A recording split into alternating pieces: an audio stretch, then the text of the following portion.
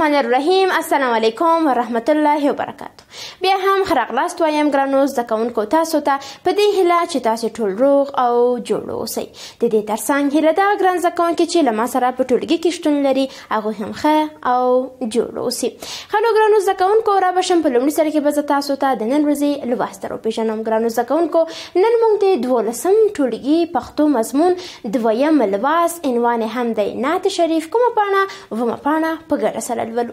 تاسې هم ګرانو زده کوونکو د 12 ټولګي پښتو مضمون کتابونه له ځان سره راواخلئ، ومه پاڼه خلاصه کړئ تر څو د نعت په اړه معلومات ترلاسه کړئ. خب شاگردان عزیز، قبل از اینکه ما درس جدید را شروع بکنیم راجع به نعت درس را یاد بگیریم، خوب است که یا راجع به نعت معلومات حاصل بکنیم. خوب است که راجع به درس گذشته هم یک کم معلومات حاصل کنیم، یک مرور داشته باشیم که درس گذشته ما چی بود. در درس گذشته شاگردان عزیز ما اولین درس پشتوی صنف 12 را آغاز کردیم و راجع به حمد معلومات حاصل کردیم. دیروز ما در درسی که خواندیم راجع به تعریف حمد آشنایی پیدا کردیم، تعریف حمد را فهمیدیم که چی است و یک شعر حمدی از عبدالقادر خان خټک را با هم دیگه خواندیم. خود عبدالقادر خان خټک را شناختیم. امیدوارم که شما هم درس گذشته را به شکل درست یاد گرفته باشین. آن هم میایم طرف کارخانگی شما. کارخانگی شما این بود که شما بخش فعالیت ها را تمام سوالاتش را در کتابچه‌تان می نویسین و به هر یک از این سوالات جواب را میکنین. پس آیا شاگردان عزیز کارخانگیتان را انجام دادین؟ هو استادی. بسیار خوب. در اخیر درس حتما ما کارخانگی شما رو میبینم و شما هم هر مشکلی که داشتین میتونین که از ما بپرسین. برای حمایت از ما چینل بیگم اکادمی را سابسکرایب کنید و سپس زنگوله را فشار دهید تا به تمام ویدیوهای درسی ما دسترسی داشته باشید و از آنها مستفید شوید. خب شاگردان عزیز، حال هم میایم طرف درس جدید ما. قسمی که قبلا هم به شما گفتم امروز ما مضمون پشتوی صنف 12 درس دوم عنوانش هست نعت. کدام صفحه 7 را با هم دیگه مطالعه میکنیم. نو راځو ګرانو زده کوونکو په لومړي سر کې د لوست موخو ته. زموږ د نن ورځې د لوست موخې دا دی چې موږ لوست له مخې څخه ولولو، د لغتونو په معنا باندې پوه شو او په پای کې د دې لوست بشپړ مفهوم ترلاسه کړو. تاسې هم د لوست تر پایه له ما سره همکاري وکړئ تر څو چې دغو موخو ته ورسیږو. نو ګرانو زده کوونکو په لومړي سر کې ستاسې د کتاب په اومه پاڼه کې یو څو پوښتنې دي. دا پوښتنې په خپلو کتابچو کې ولیکئ او په اخره کې بیا ورته ځواب وړاندې کړئ. ګرانو زده کوونکو دغه پوښتنې زه تاسو ته لولم او همدارنګه معنا کوم هم. لومړی پوښتنه دا ده چې تاسې د نعت د کلمې په لغوي او اصطلاحي معنا او مفهوم پوهیږئ؟ آیا شما معنای لغوی و اصطلاحی نعت را میفهمین که چی هست؟ سوال دوم، دمخه مو د پښتو لوست په کتابونو کې د نعت په نوم شعر لوسته دی. در صنف‌های گذشته‌تان در کتاب‌های پښتو آیا درس تحت عنوان نعت خواندین یا خیر؟ و سوال سوم، په نعتیه شعرونو کې په ځانګړې توګه کوم ډول مطالب بیانیږي؟ در شعرهای نعتیه به طور خاص کدام مطالب بیان میشه؟ پس شما هم این 3 سوال را در کتابچه‌تان نوشته بکنین و شکل درست به این 3 سوال جواب را کنین. در اخیر درس حتما ما این سوالا را میبینم و میبینم که چگونه جواب را کردین.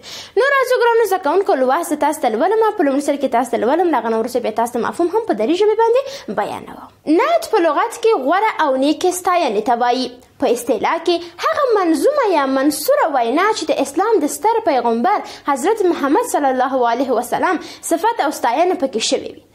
خب شاگردان عزیز، نعت در لغت به معنای نیکی، به معنای یک ستایش نیک، به معنای یک صفت نیک گفته میشه و در اصطلاح با او کلام منصور و یا منظومه که در او صفت و ستایش حضرت محمد صلی الله علیه و سلم صورت گرفته باشه به نام نعت یاد میشه.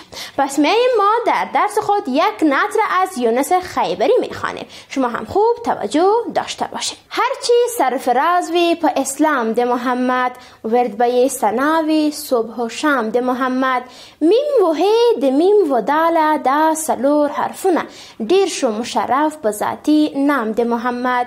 میمی مرتبه ته آسمانونه شو د پاسه، عرش سربلند کا په اقدام د محمد. تاج د بادشاهی په سر شو لدرگاه، کې خوشو قدم د عرش په بام د محمد.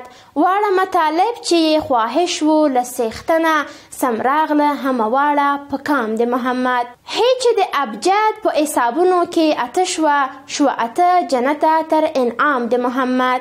قد په بزرگی تر آسمانونو و د پاسه زکه سیوری نه درلود قیام د محمد. کل عالم کواړه په سنا شي تر قیامته یو صفت بنکا تمام د محمد. خلاص بشي په حشر د آفتاب د گرمایي ننوزه د شرع په خیام د محمد. کل مرسل نبی و پاک رسول و ته محتاج دی ټول په دا گوادی خاص و عام د محمد.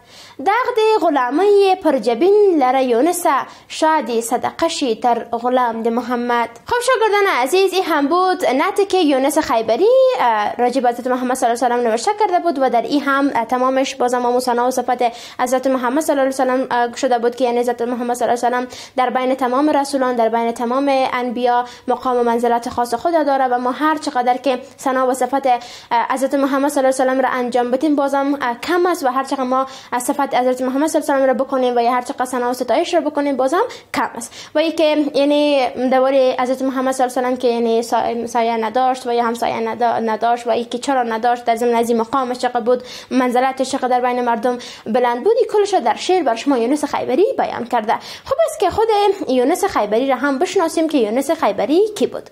یونس خیبری د پښتو ژبې پیاوړی او خوږ ژبی شاعر دی. په 12مه هجري پیړۍ کې یې ژوند کاوه. د رحمان بابا د ادبي مکتب له پیروانو او شاګردانو څخه دی. د شعرونو دیوان یې راپاتې دی. په 1955 لمریز کال د اطلاعات او کلتور وزارت لخوا د څېړندوی عبدالله بختاني په سریزه او تعلیقاتو چاپ او خپور شوی دی. خب شاگردان عزیزی هم بود راجع به یونس خیبری که یونس خیبری یکی از نویسندگان و همچنان شاعرای زبان پشتو بود و در قرن 12 زندگی میکرد و پیرو مکتب ادبی رحمان بابا بود. در سال 1355 مو دیوان شعریش به چاپ رسیده. خب شاگردان عزیز این هم بود درس که راجع به نعت شریف ما خواندیم. در کل باز هم ما میایم درس بر شما مو نعت شریف را مفهومش باز هم بر شما بیان میکنم که درست یاد بگیرین. باز بعدا میریم طرف مو جنبندی درس امروزی ما. خب شاگردان عزیز باز هم در نعت شریف در کل قسمی که ما در تعریف نعت شریف خواندیم که نعت به معنای اینه که ما ثنا و ستایش حضرت محمد صلی الله علیه و سلم را انجام بدیم.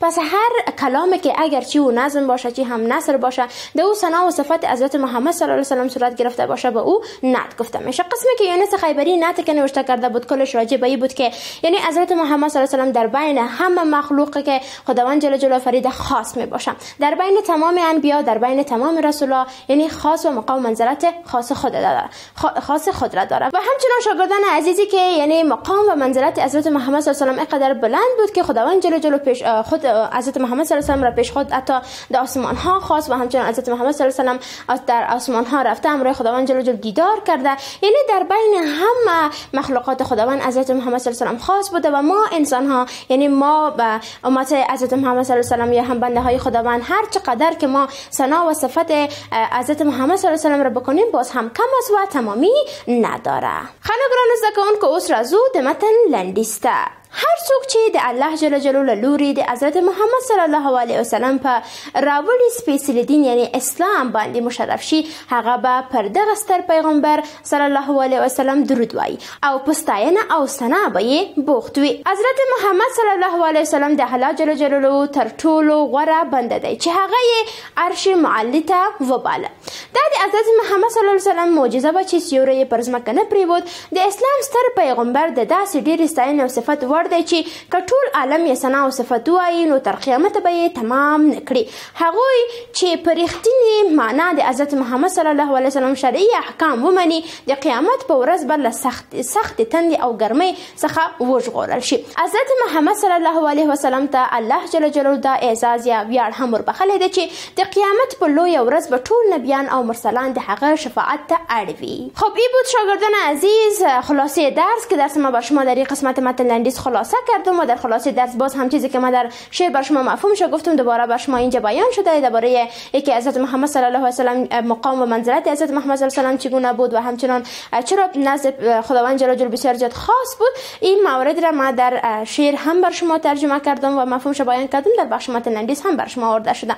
خب این بود شاگردان عزیز درس امروزی ما که با هم دیگه یک جای خواندیم راجع به نعت شریف معلومات حاصل کردیم، یونس خیبری را شناختیم و مفهوم نعت را هم با هم دیگه یک جای یاد گرفتیم. گرفتیم. میایم طرف کار خانگی شما. کار خانگی شما در بخش فعالیت ها چند سوال است که سوالا را در کتابچه‌تان نوشته میکنین، به شکل درست براش جواب راه میکنین. روز بعدی حتما کار خانگیتون را در صنف میارین و ان شاء الله که کار خانگی شما را خواهید دید. و همچنان در درس امروزی هر مشکلی که داشتین و هر جایی که به نظر شما مشکل بود، لغت را معناش نفهمیدین، روز بعدی حتما از من بپرسین و ان شاء الله بر شما معنا خواهد کردم. قبل از آغاز درس بعدی وقفه کوتاه میگیریم.